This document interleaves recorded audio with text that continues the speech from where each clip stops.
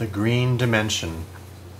Within minutes of cessation of 4/5 of an inch of rainfall, the most we've seen lately, the most we've lately seen, following almost 2 years of drought, everything outside this kitchen window has grown more intensely green, turned inside out due to Thunderbird's electrochemical kiss. Inquiring of the ding.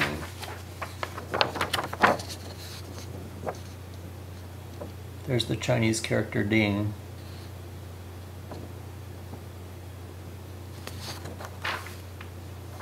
As the green man that I am, concerning most auspicious ways of the moon to replenish my jing.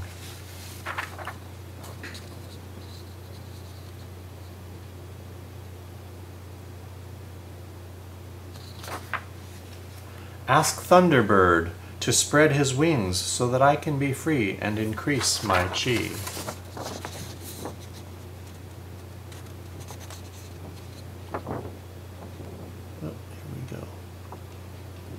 Sorry, it's a little bit shaky, but you get the idea.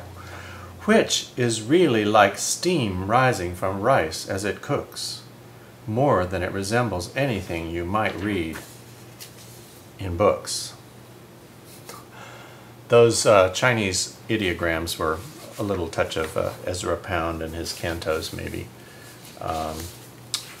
which are extraordinary poems that are almost impossible to understand, but fabulously beautiful anyway. The Kingdom of Frogs. The kingdom of frogs can come and go, because every frog knows what all frogs know. Regardless of sex, every frog is king.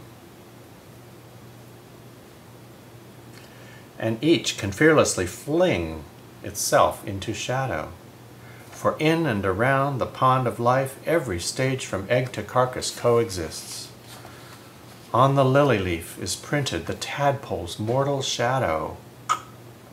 For in and around the pond of life, every stage from egg to carcass coexists, where the sun scorched a final wriggle to a dark silhouette.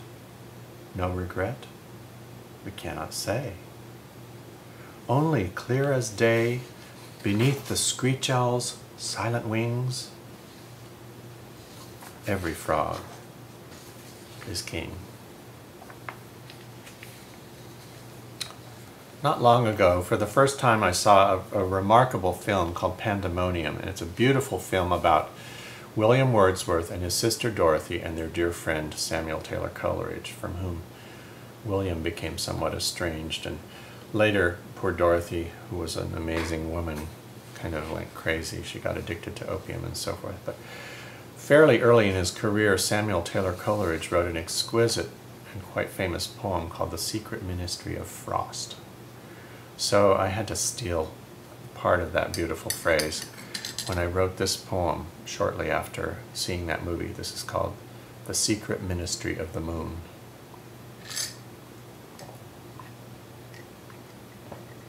Cool breeze from behind me whispers. From the dark, over my exposed ears, while frogs and bugs speak vespers of Mother Earth's trickling tears. These deepest and highest mysteries of the body zoom away upon every merry little breeze that escapes the day. For the moon's ancient name, Soma, has 100 trillion rounded cells that all remember, and each is complex and comes and goes. From bruised clouds, your gentled hands can teach. Each time you smile at me, the universal becomes specific, as moonlight sets us free and living becomes terrific. Poetry is a sacred calling from void to void, souls lost.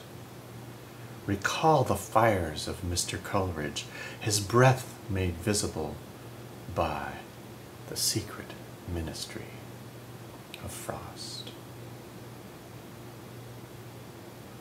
Bugs dance to and from the brilliance of my brow, and I wonder, must we sacrifice something alive to make art?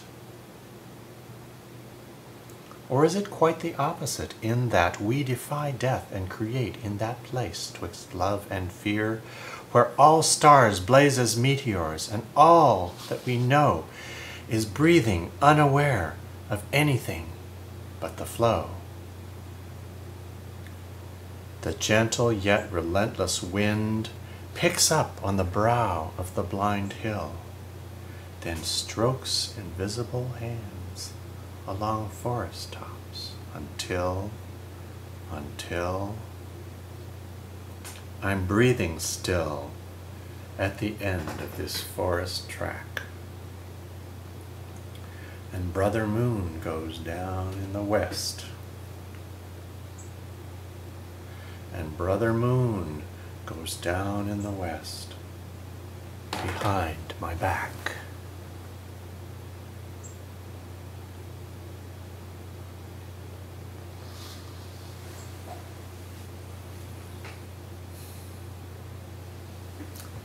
Thank you for listening.